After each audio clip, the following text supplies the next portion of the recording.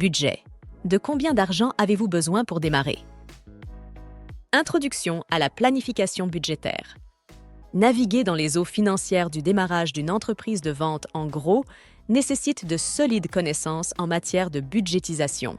Comprendre vos besoins d'investissement initiaux est crucial. Il ne s'agit pas seulement d'en avoir assez pour commencer.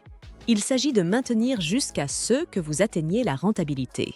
Nous décomposerons le processus de budgétisation en étapes gérables, en commençant par les éléments fondamentaux que tout entrepreneur devrait connaître. Stockage et sélection des marchandises.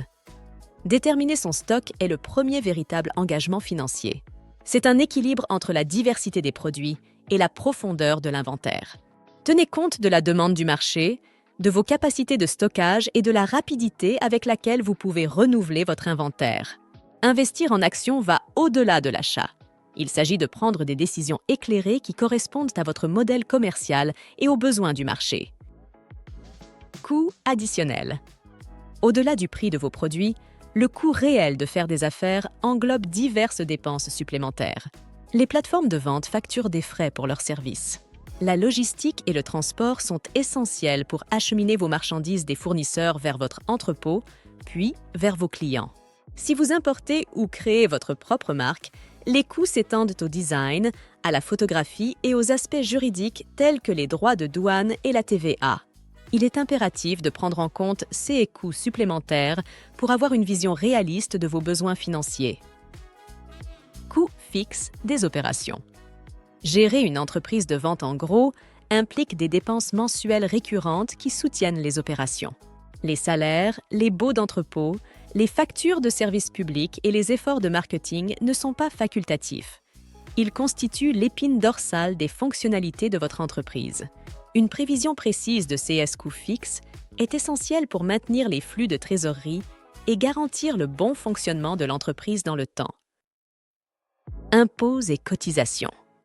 Les impôts et les contributions aux institutions publiques sont souvent négligés lors des étapes initiales de planification, mais peuvent avoir un impact significatif sur vos résultats. Comprendre vos obligations fiscales et planifier ces paiements est essentiel. Il ne s'agit pas seulement de conformité. Il s'agit d'une planification financière intelligente pour garantir que vous n'êtes pas pris au dépourvu. Exemple de calcul et réalité du marché.